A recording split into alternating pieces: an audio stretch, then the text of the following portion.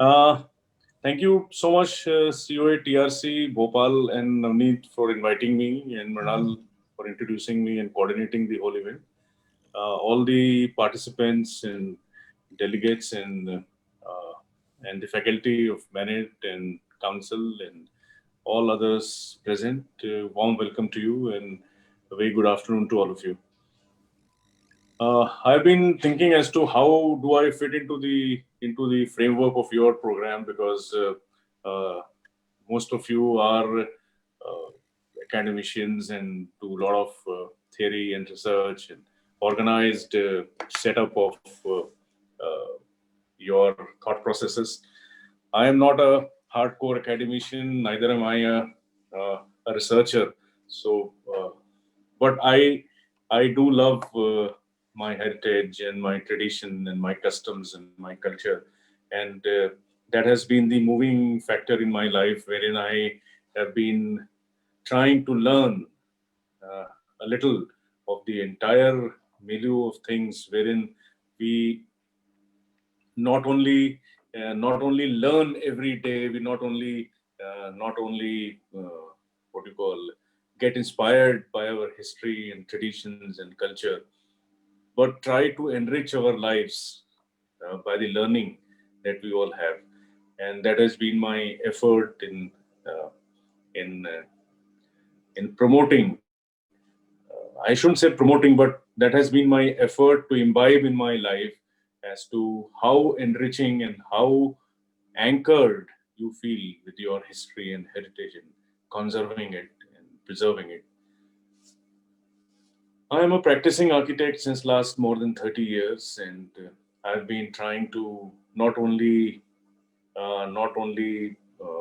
work in a sensitive way and sensitive format, wherein I am a little more sympathetic to what my ancestors have done and what my predecessors have done, have learned, and I want to utilize the importance and the and the meaning of what they have done into my work and my architecture.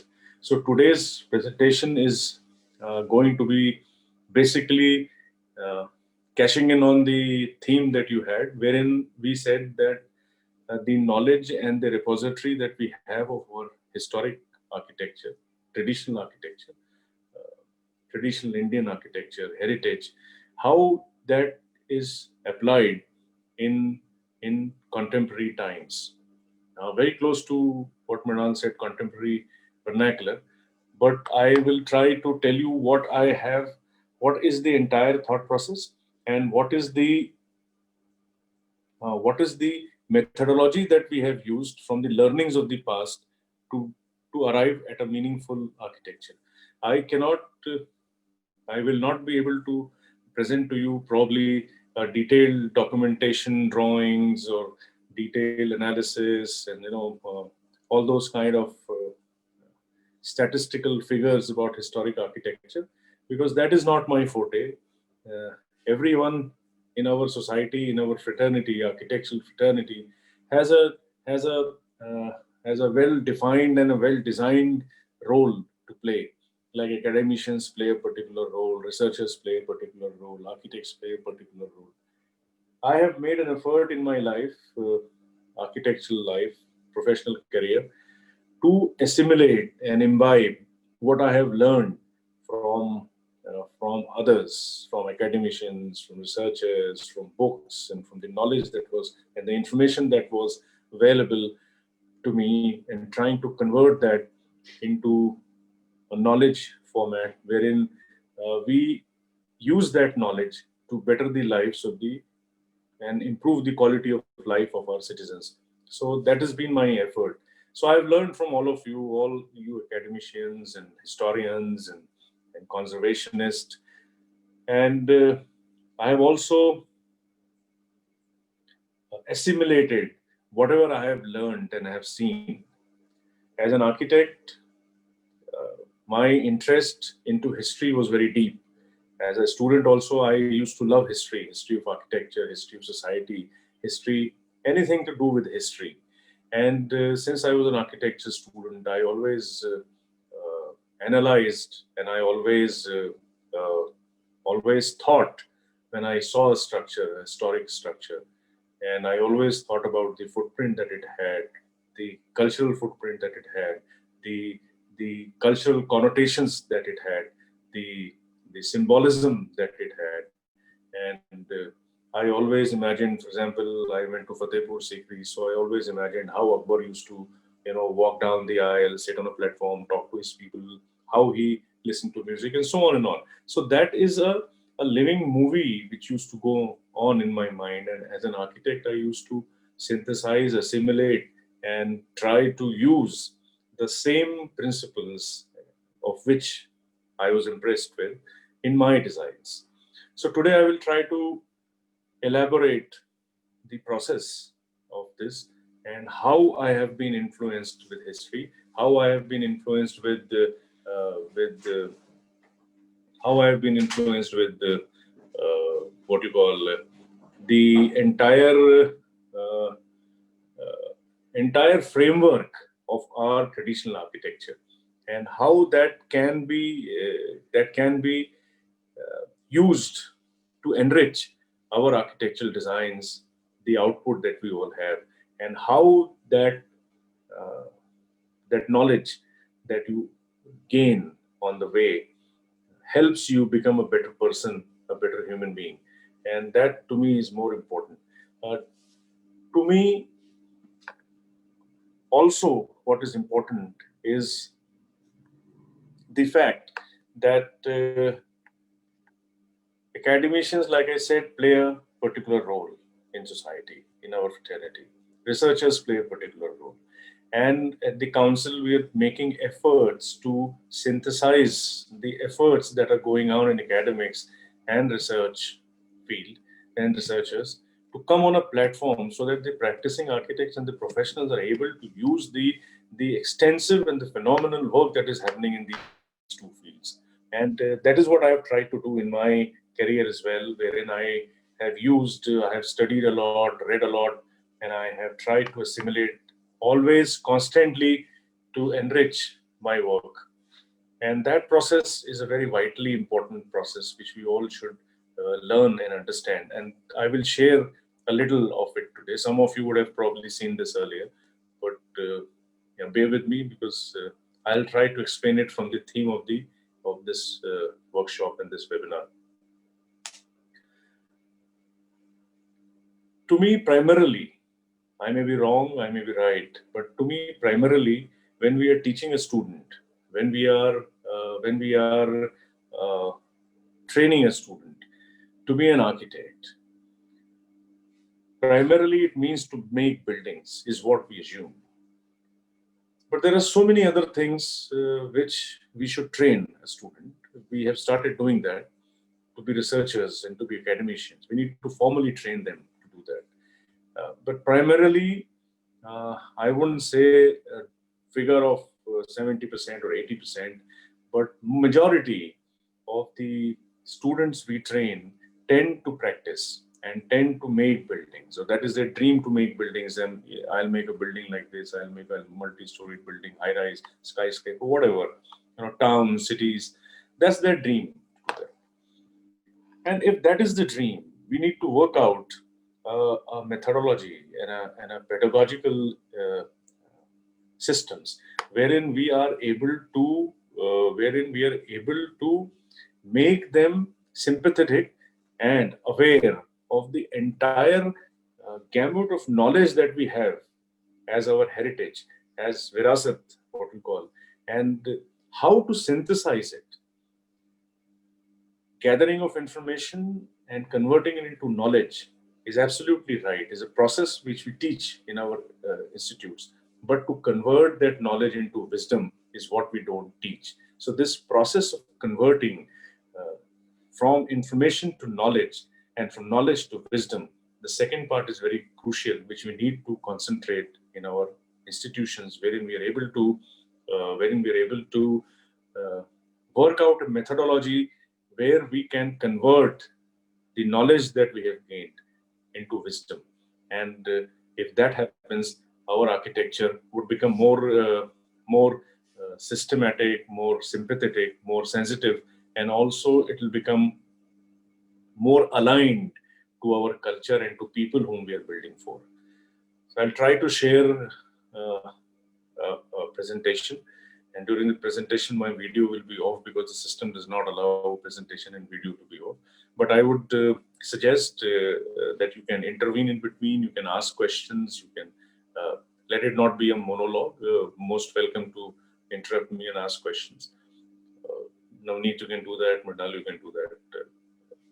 Facilitate on behalf of the audience and the participants.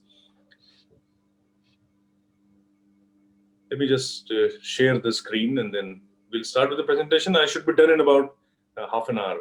Traditional knowledge in architecture and planning, which is used in India, as your theme. And then contemporary design practice. How am I assimilating this into contemporary design practice? See, we have about 3,000 years of recorded history, Indian architectural traditions, which grew and evolved to form a strong and cohesive architecture.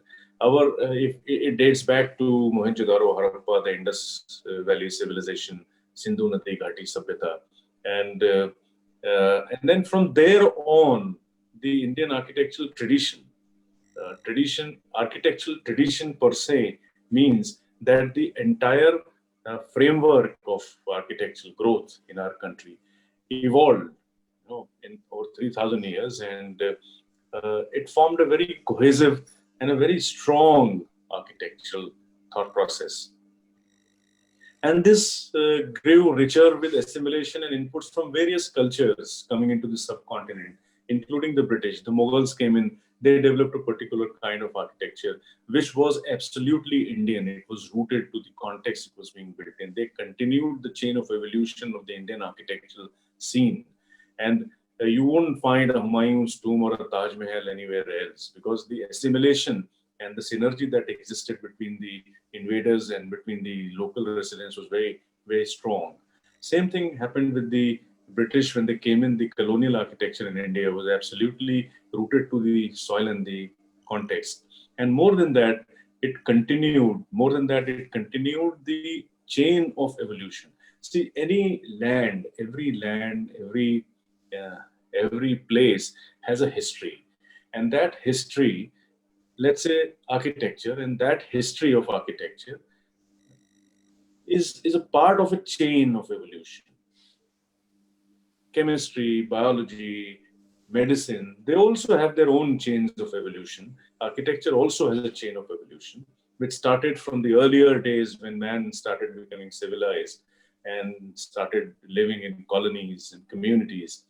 And then the organized civilizations like the Indus Valley, the Egypt, the Mesopotamia, and so on.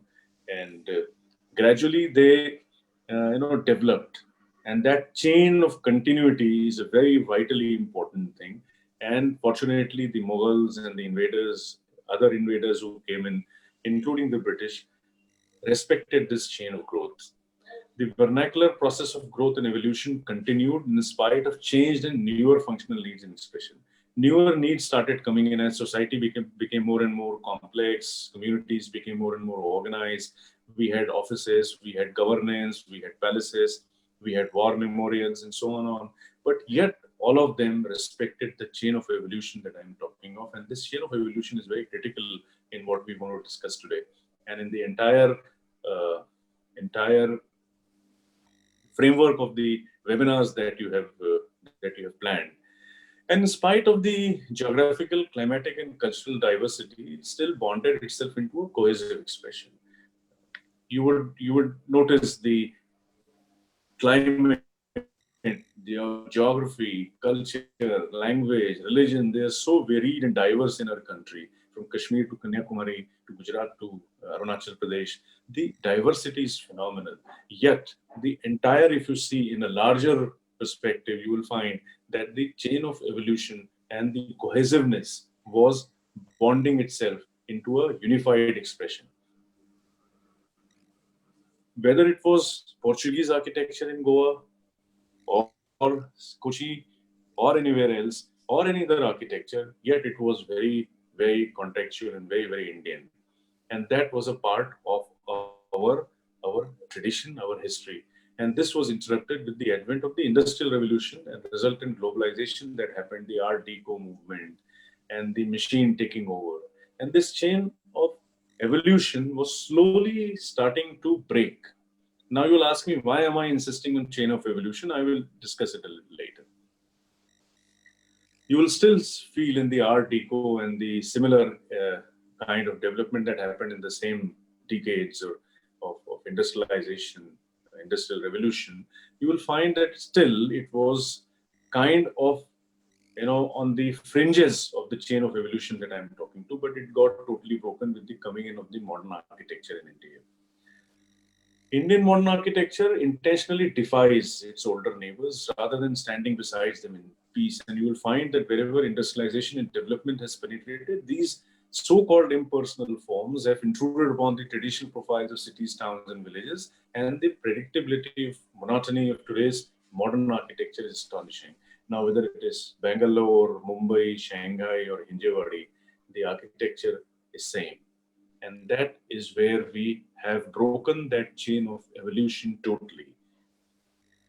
And slowly and gradually, our communities, our societies are becoming superficial. Love for the prestige, especially Western influence, leaves much space for amusement. Prestige is neither here nor there. It does not belong anywhere. It does not belong to any chain of evolution. And we have to think what kind of buildings we are actually making today. We have to think about it, because this does not sit in the chain of evolution that I was talking of. Because when we talk of heritage and when we talk of continuity and continuum of tradition, we are basically talking and walking within the regimented framework of this chain of evolution that I'm talking of. But somehow something has gone amiss with our contemporary architecture, and the chain of evolution certainly appears to have been broken. Now, all traditional architecture was ingrained in freedom, and this freedom came with a sense of responsibility. It was always linked with common sense, which we have lost today. All historic architecture relied on logic and purpose. And Indian traditional architecture respected growth in conjunction with continuity. And this is where we have gone wrong. The conjunction with continuity is totally missing in today's architecture. Traditional architecture also exhibited creative and aesthetical details, which are often solutions to a problem. These days, we are creating problems and then trying to give solutions. And to me, architecture is a response to this, and the realization of the importance and the appropriateness of the traditions of architecture that have gone by. Architects need to pick up the threads that modernity severed. They need to reinvent a new and more responsive architecture, which will be a continuum of the vernacular and be a response to climate, context, tradition, culture, and our lost construction techniques, which is a very important aspect. Importance of daylight, ramifications of heat, and appropriateness of built forms, resulting in a new vocabulary and language having its root in layers of traditional wisdom. And a fresh interpretation of modern construction techniques and vernacular principles and forms, and is a link between the past and the present. We are trying to re-establish that chain, and this we call the contemporary vernacular. And to me, this is the learning that we need to have from our heritage, from our historic architecture, from our traditional architecture, culture, and the entire framework of this entire framework of this very important aspect of human life. Architecture is a very potent symbol of culture, of a civilization. You will find the pyramids, and you will see the Taj Mahal, or you will, see the tallest building in the world today. They signify a certain vitally important aspect of human life, of human civilization, of countries, of regions, of cities. If I take the name Paris, Eiffel Tower comes to your mind. If I say Egypt, pyramids will come. If I say India, Taj Mahal might come, and so on and on. Everywhere, architecture has been a potent visual symbol of civilization. and it is vitally important for architects to understand this aspect, wherein we are able uh, to create that kind of potent symbolism for our citizens. Now, this is like, in nutshell, if you see traditional architecture of our region, central region, wherein houses were built by bamboo or wooden logs, wooden balli is called, and mud, adobe construction. When the wooden log used to go into the earthen walls, mud walls, over a period of time, it very quickly decayed and was eaten up by the termites, or got decayed by the moisture content that the wall had. So our forefathers and traditional builders learned this effectively, and they stopped the wall before the pole went into the ground as an anchor. So this is a learning that we had, and same thing happens to a metal column. When it goes into a wall, it rusts fast and quickly, and then fails as a structural member. So you'll notice in this, the walls have been stopped a little before, and the wall and the metal post stands clearly. So this is a summary in a nutshell. I'm trying to say, okay, what do you learn from traditional architecture? What do you learn from history? What do you assimilate from the knowledge and the wisdom of our forefathers? So this is the one small example that I am giving you, but these are vital signs that you see in traditional architecture, which you need to imbibe in your present day contemporary framework of architectural thought process. Now, what exactly is contemporary vernacular? You would be wondering, why am I talking of contemporary vernacular or contemporary architecture? But it is very important that when thousands of years down the line, hundreds of years down the line, uh, if my building is excavated by the future generation, it should be very clear that it was built in 2020, 2010, and not 1110 or 1020. So it is very important to learn from history, but build in contemporary times within the present time framework, and that is why I'm talking of contemporary vernacular, which will tell how it is assimilated from history into contemporary times.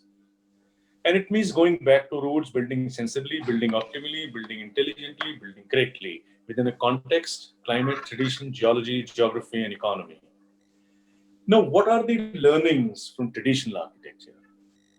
One is respect for local people and their economy. If you see traditional architecture of this region, or for that matter, traditional architecture of the world, if you see, you will realize that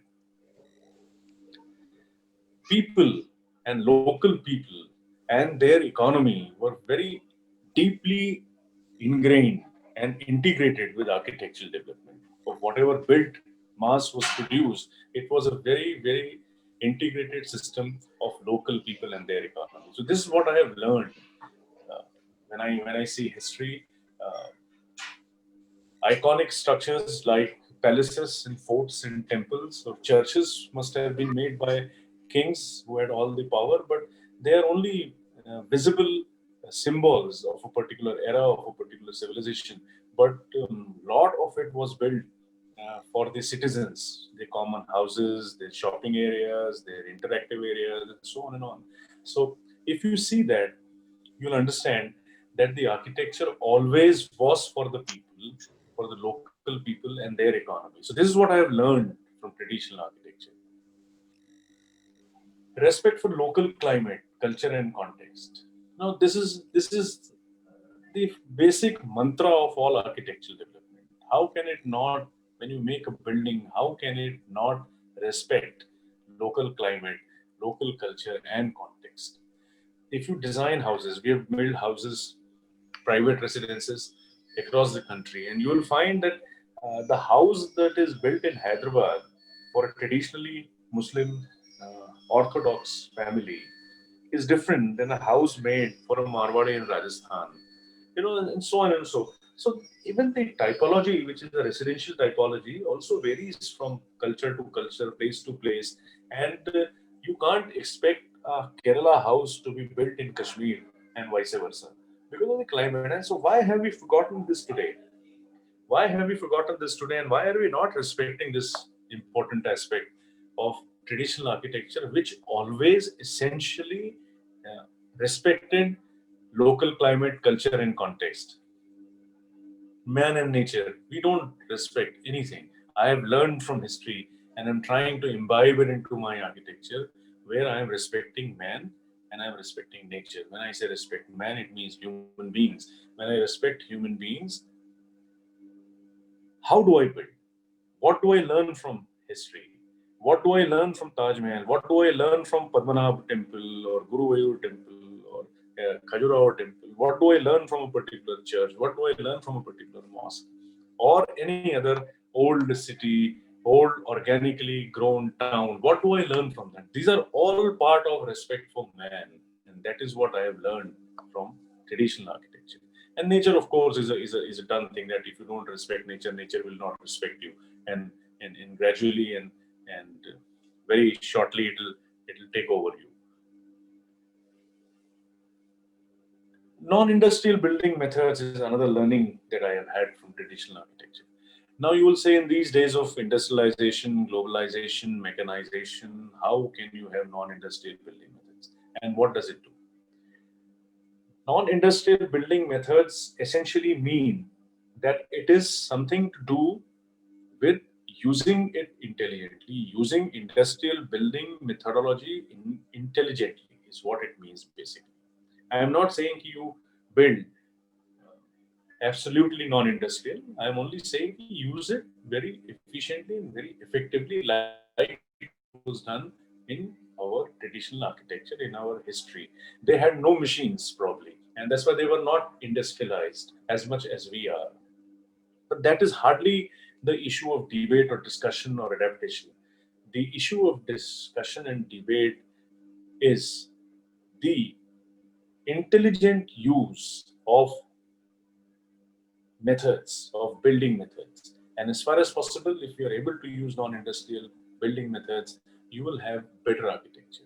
Now you will ask me, how can I make a 200-story tower without building high-tech industrial methods?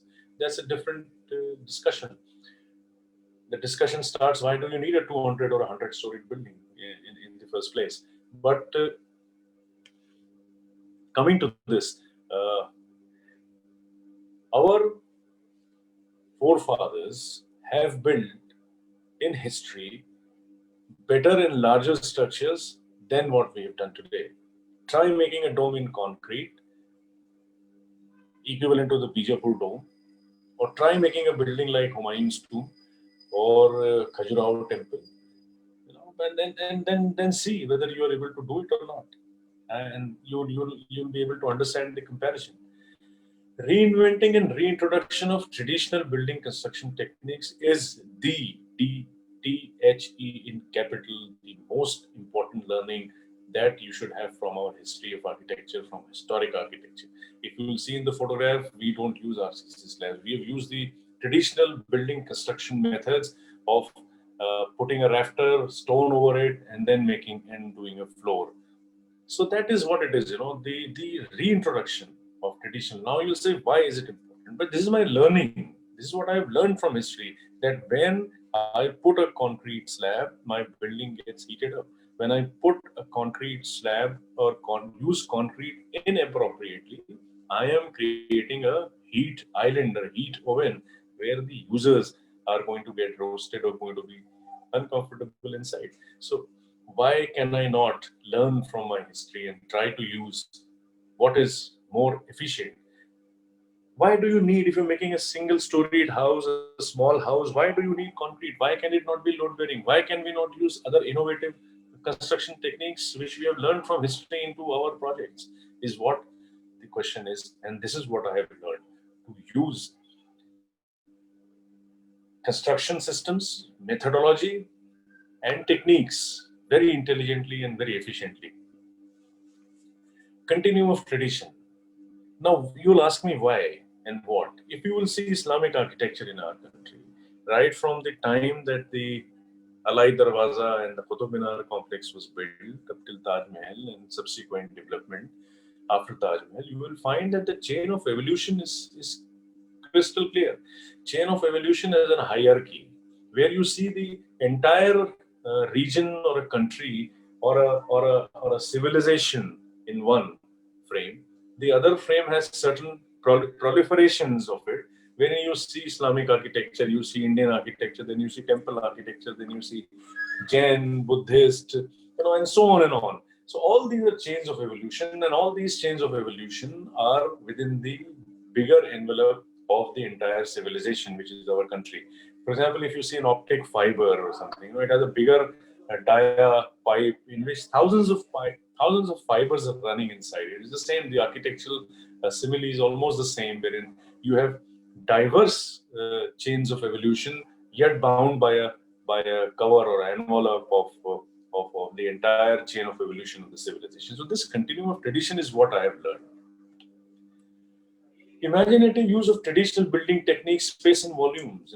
Just look at any historic building, and see the kind of spaces that have been used, the techniques that they have used, the volumes that they have created.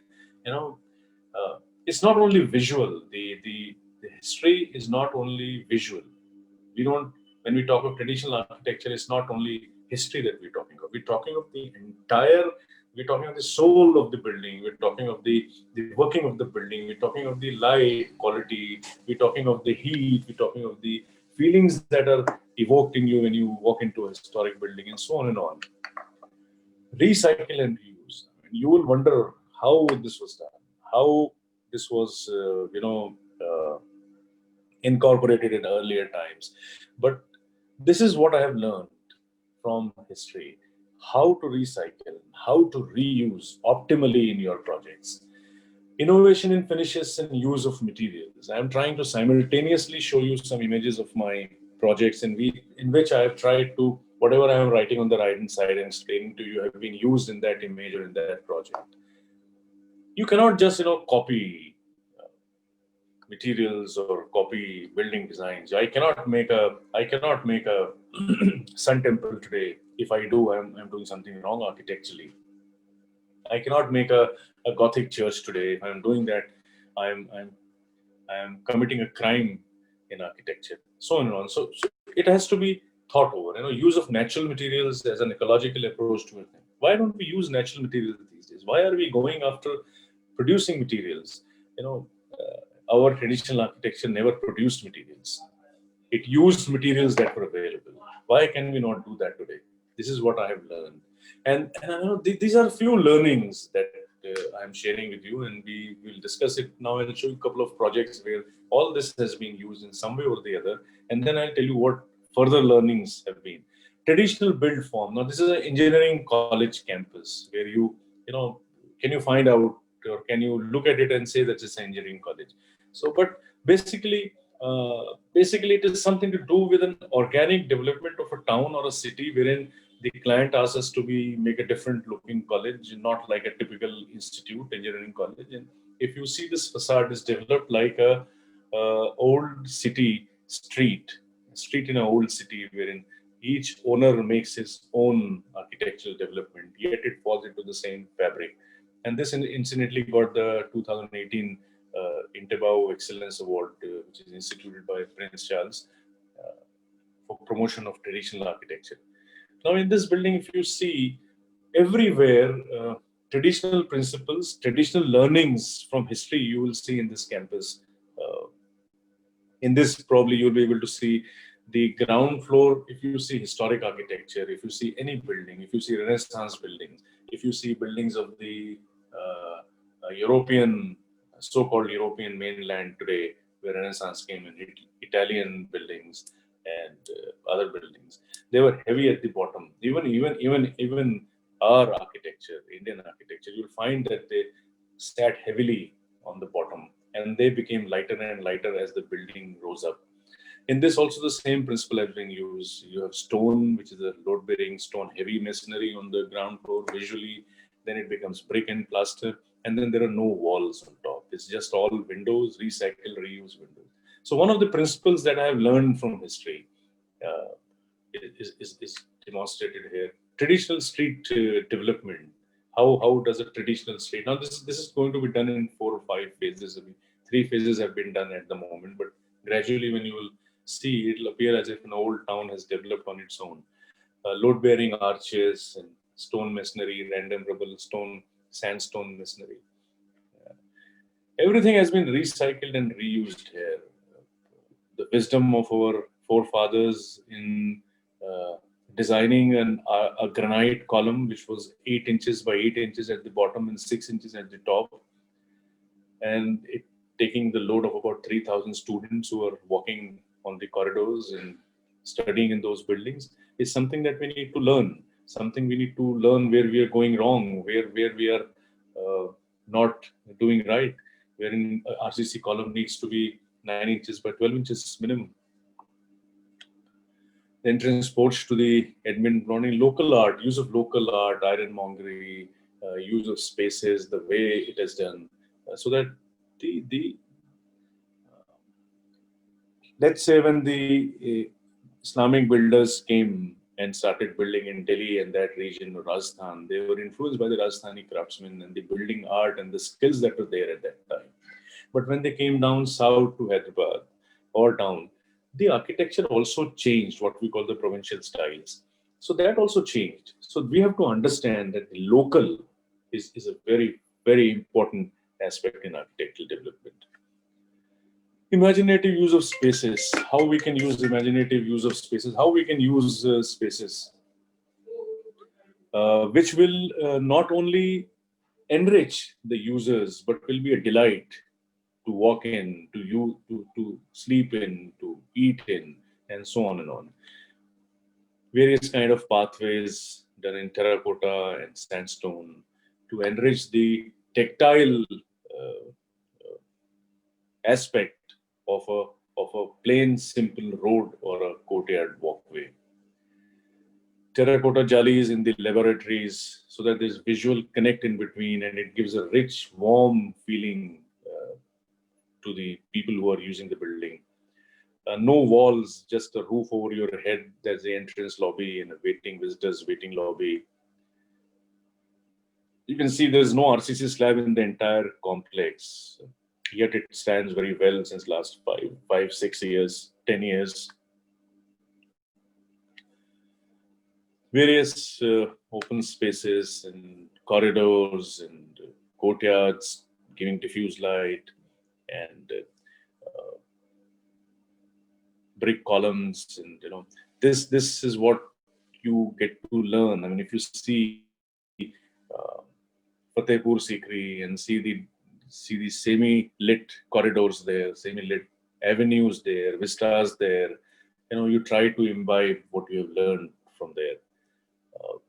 Arches, and every corridor that you walk in is different, which is borrowed heavily from the history.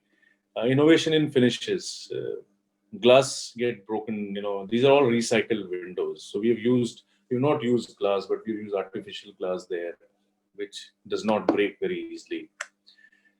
A computer room with recycled tables and everything that is used in this is recycled. Natural light, dormer windows to bring in natural light, north light. Traditional ironmongery of the local communities who use the parrot bracket and marbles which you play as door and so on and on. Traditional wisdom of getting north light in. The principles of Vastu basically are based on traditional intelligent wisdom that we all had. In this building, if you see on the left-hand side is the north. On the left-hand side is the north. This side is north, while the building rises up like this to take in north light to areas which is needed. So the built mass is lower at this end, the built mass is higher at this end. And you will see this very effectively used in our traditional architecture. An IT building with brick jalis used, heavily influenced by Laurie Baker and Taj Mahal and Fatehpur Sikri's screens, marble screens, wherein the main wall is 5 feet inside, which hides these services. But more than that, it acts as an envelope where which is a heat insulating area, wherein the direct heat does not reach inside. And moreover, there's an IT building wherein you give glass these days, heavily glazed facades, wherein you increase the air conditioning load because the heat load is very high. The sun comes in, so you need not you don't want any glare to come in, so you give more expensive blinds to hide it, automated blinds to hide it. Now this gives not only cuts down the sun, it cuts down the glare, it cuts down the heat, hot wind which is hitting the building, and we've been able to reduce the air conditioning load by half by doing this. Instead of 260 tons that were installed before the baffle wall was made, the skin was made, we are now using only 125 tons. The lighting bill has also come down because you don't need air condition, number one, and you don't need uh, artificial lights inside. So these are various learnings that we have from our traditional architecture. When we talk of traditional architecture, heritage, most of us only get restricted to iconic structures. But my request is there is so much there out there which is non-iconic, but which will teach you so much, much more than what it was. And but people don't learn, and we keep committing mistakes. Uh, Another building using the same principles where the water body is the main defining body wherein the building sits in a water body, and baffle walls, exposed brickwork, same principle that I discussed earlier. Now, this is a competition that we participated in the city of Bhopal for an architecture college, wherein getting inspired by the lakes and by the waterway systems, we tried to develop a campus, which was the architectural uh, academic block with 5 studios and getting north light in, interactive spaces, discussion spaces, meandering pathways, and so on and on. The hostel design. I'm just going very quickly. Symbolism is also a very important aspect that you learn. What did Shah Jahan wanted to convey when he built the Taj Mahal? Why was the Red Fort built the way it was? What was our kings trying to tell us when they built the Kandarya Mahadev temple, or Padmanabhapuram palace and other temples? What were they trying to convey? What symbolism what was that architectural development conveying? Now this is a museum for a community, Banjara community, where the nagada or the drum that they play is a very vitally symbolic element of the community. So we've tried to derive some building form out of it, and innovation in forms, wherein you have terracotta tiles bringing the water inside for recycling, different structural systems to have larger spans, and so on and on. And that's how you become, even in large scale projects where you have huge development of a temple complex, you can still have your learnings from the past and history into your architecture. Basically non-iconic architecture. And this is a resort, very high-end resort in Bandhavgarh, where it has been built in adobe construction and local materials, local technology and everything. I'll just go through, and then I'll love to have more interactions and more question and answers if at all it is possible at the end. But we're almost coming to an end. And I'm just going through some visual slides. You arrive into nothingness, the concept of shunya. This is a resort for a high-end resort again, wherein you arrive, and this is where you arrive. You don't arrive into a typical reception area with a lobby and all. You arrive into nothingness, and that's what you've come here to de-stress yourself. You can sleep close to nature, no walls, only the roof and the lounge. And Shanti Day is what we're coming here for, and so on and on. Yoga areas, reception. Now, this is another example of a space frame being used for a large gathering space at the entrance lobby of another resort. A space frame structure for terracotta tiles and walkways, lights and shades, dining area again with no walls, only a roof and a floor, bedrooms, recycled windows. We don't use real wood, actual new wood in our projects. Everything wood that is used is recycled and redone. This is a house for a modern day Swami and Babas these days. I won't go into the details, but just go through and find out how history. Now, see, when we talk of history, it doesn't mean that only temples and mosques were our heritage. Colonial architecture was also our heritage, is also our heritage, an equally important part of our chain of evolution that I talked of.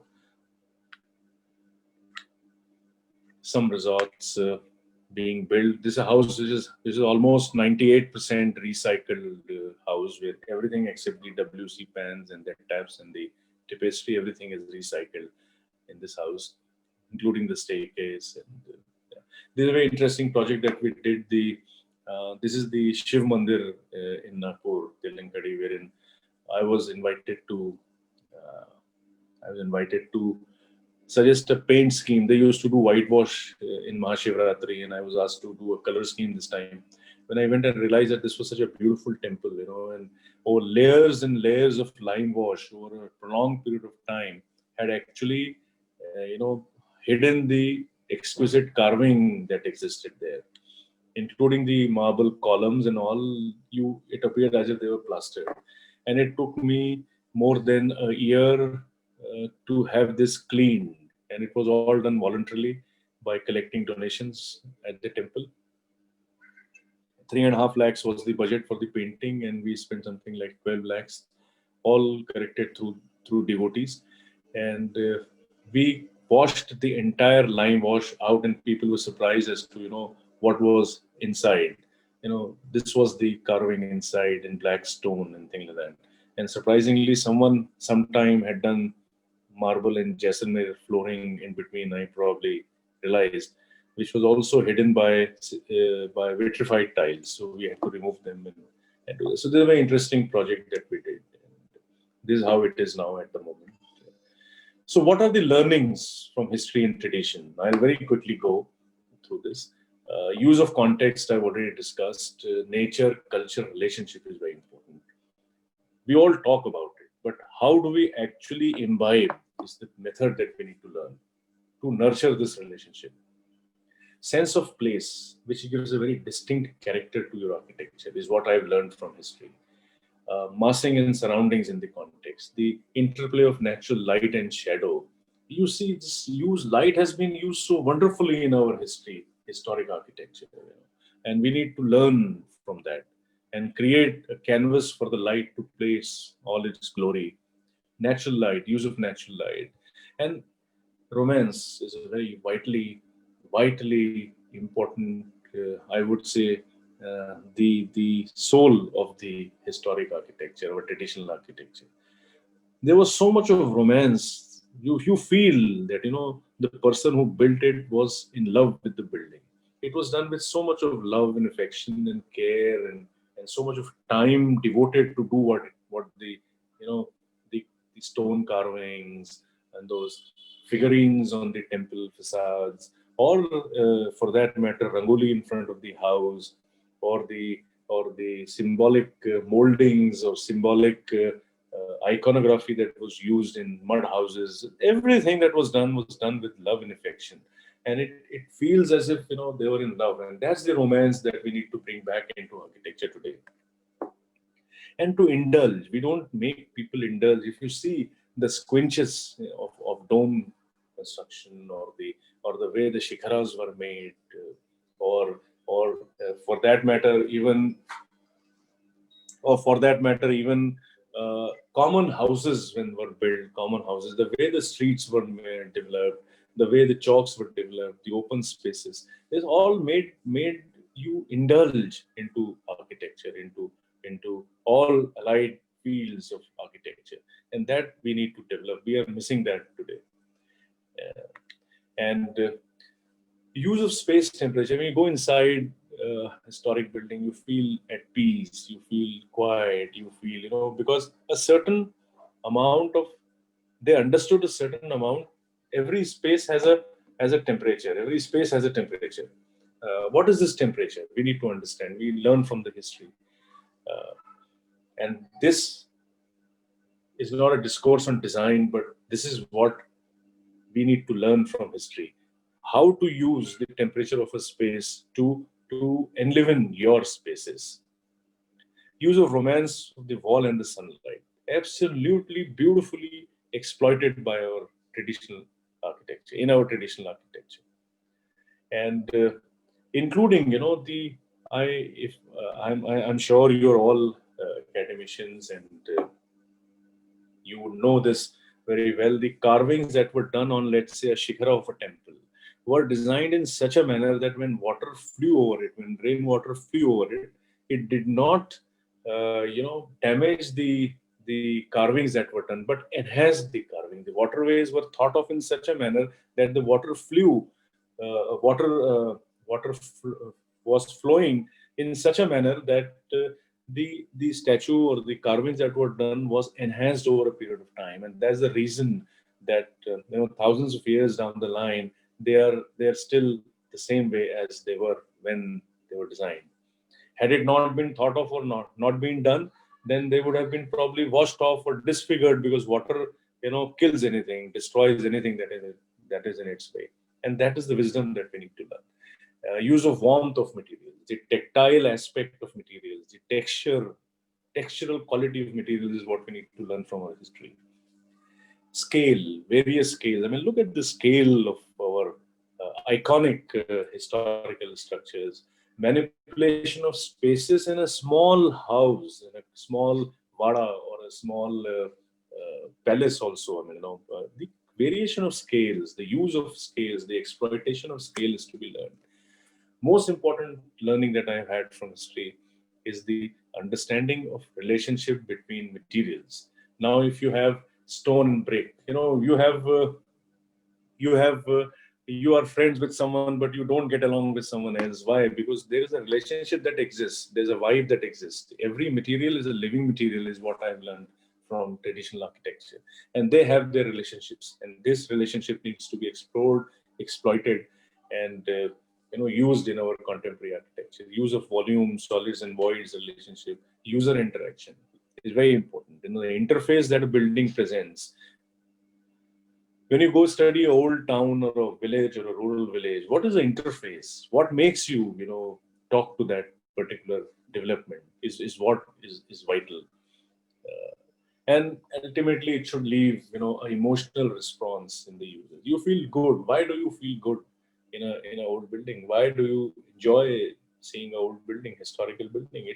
It's generating an emotional response, and it is leaving indelible memories in you. And those memories you should strive to create in your architecture as well. And that is the learning that you should have from history. Now, apart from this, there are certain visual principles which we all learn: proliferation, fragmentation, assimilation, repetition, symmetry, rhythm, balance, and so on and on. The list is endless. This also one needs to learn when it comes to the visual aspect of historic architecture, which needs to be imbibed in today's architecture. Now, the Taj Mahal, I've repeated a couple of times, is the finest example of using all these visual principles: corrections, optical corrections, and so on and on.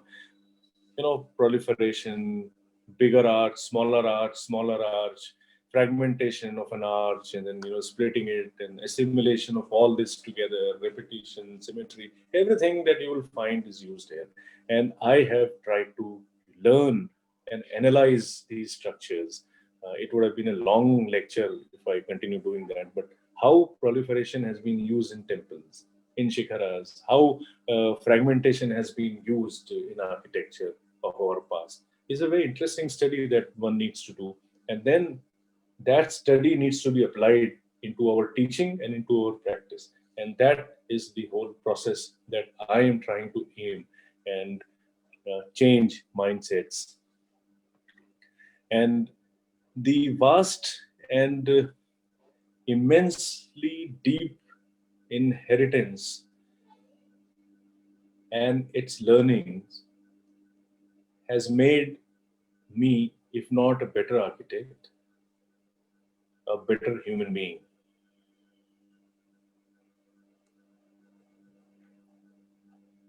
It has given me a sense of a place in this universe and anchored my soul to itself.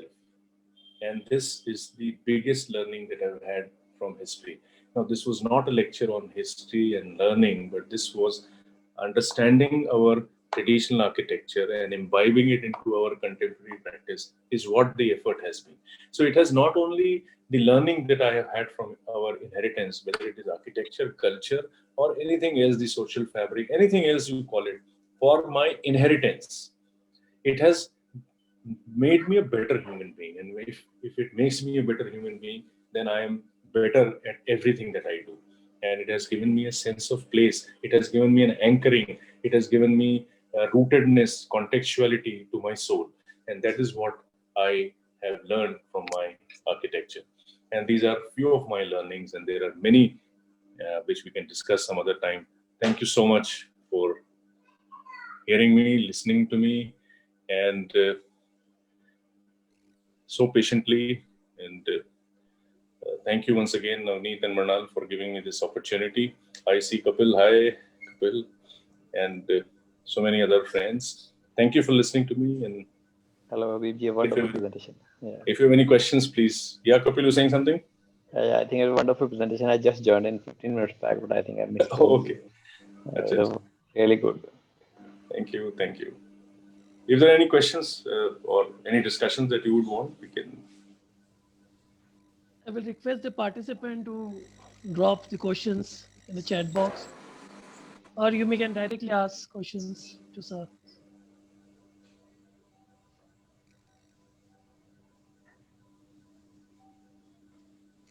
This is Vinay Mohan Das from Manit Bhopal.